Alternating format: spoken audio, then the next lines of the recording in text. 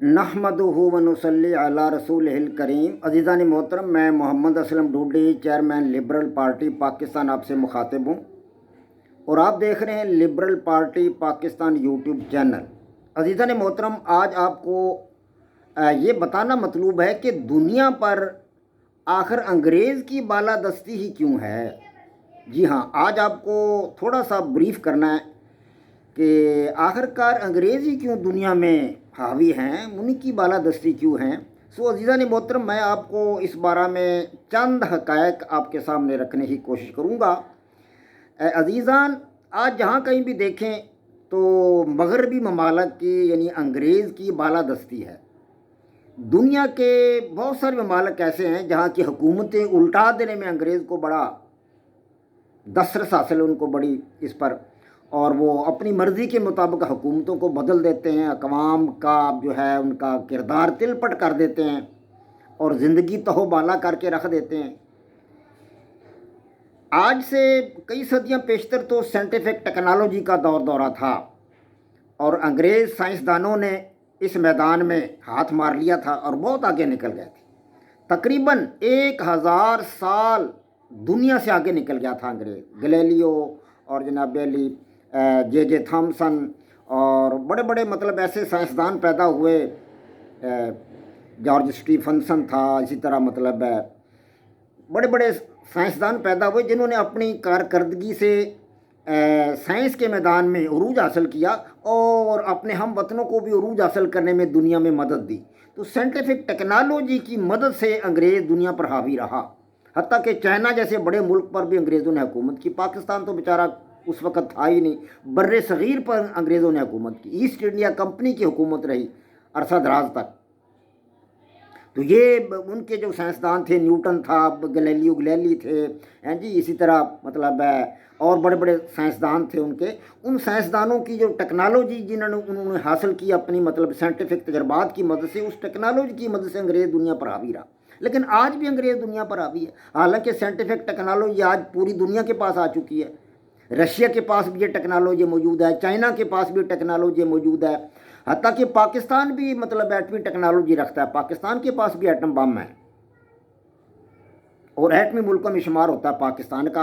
आजकल दुनिया में तकरीबन 7 ममालिक ऐसे हैं जिनके पास एटमी टेक्नोलॉजी है, जिनमें पाकिस्तान भी शामिल है। इसके बावजूद अंग्रेज़ दुनिया में हावी है।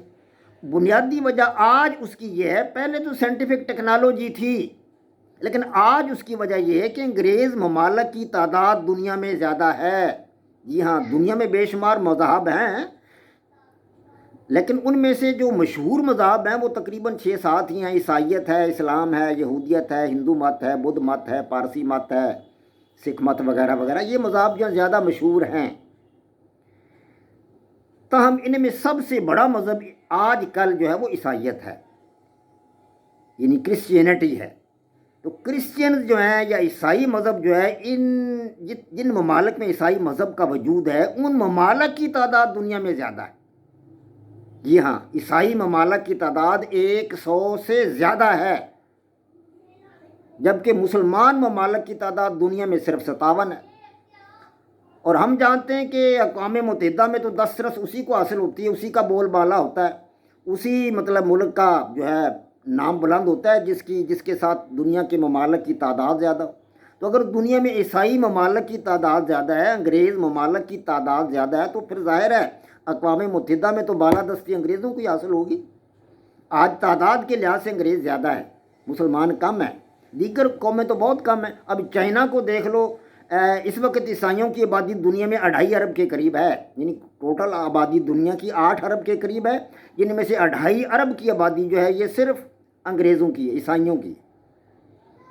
और अगर मुवाजना किया जाए तो 1.5-2 अरब के करीब आबादी चाइना की है, यानी उनके तकरीबन बहुत थोड़ी सी कम है अंग्रेज़ों से। लेकिन मसला ये कि चाइना का वोट एक है, अक़वाम मुत्तहिदा में मुल्क एक है चाइना का, उसका वोट एक है। तो कहाँ 100 से ज़्यादा ममालिक और कहाँ एक वोट चाइना का। इस तरह हिंदुस्तान की आबादी भी तकरीबन 1.25 अरब है, 1 अरब 25 करोड़ के लगभग बनती है, लेकिन उसका भी वोट एक ही है, मुल्क एक है, अक़वाम मुत्तहिदा में उसका वोट एक है।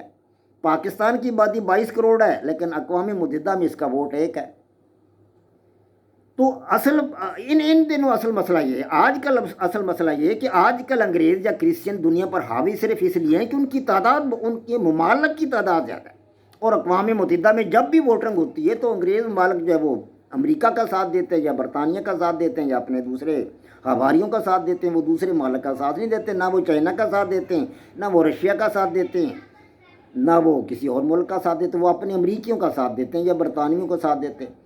حالانکہ عیسائیوں کے اندر بھی کئی ایسے مطلب ہے ان کے اقوام ہیں جو انگریز نہیں ہیں، جیسے کہ فرانسیسی جو ہے وہ انگریز نہیں ہے، اسی طرح جو ہے پرتگالی بھی انگریز نہیں ہے، ولندیزی انگریز نہیں ہے، لیکن چونکہ وہ کرسچن ہیں، عیسائی ہیں، لہذا وہ انہی کے ساتھ دیتے ہیں، عیسائیوں کا ہی ساتھ دیتے ہیں انگریزوں کا۔ تو یہ بنیادی وجہ ہے کہ دنیا پر انگریز کی بالادستی اسی وجہ سے ہے کہ دنیا میں عیسائیوں کی تعداد زیادہ ہے۔ تعداد زیادہ، تو میں نے آپ کو بتایا کہ چائنا کی بھی بڑی آبادی ہے، انڈیا کی بھی بڑی آبادی ہے، لیکن ان کے ممالک ایک ہے کہ عیسائیوں کی ممالک بہت زیادہ ہے دنیا میں۔ یہی وجہ ہے کہ اقوام متحدہ میں انگریز کو بالادستی حاصل ہے، انگریز کی بات کو ماننا پڑتا، اور پاکستان میں حکومت کو انہوں نے تل پٹ کر دیا۔ بڑی اچھی حکومت چل رہی تھی عمران خان کی، لیکن انہوں نے تل پٹ کر کے جناب وہ مارا اس کو، حکومت کو چلتا کیا۔ اب انہوں نے کیسے کیا؟ انہوں نے اپنی طاقت کے ذریعے کیا۔ ان کے پاس بہت سارے ممالک ہیں، اقوام متحدہ میں تو ہم جا ہی نہیں سکتے کسی معاملہ۔ اب کشمیر پر ہم کب سے چلا رہے ہیں، کیا آج تک کشمیر کا مسئلہ حل ہوا؟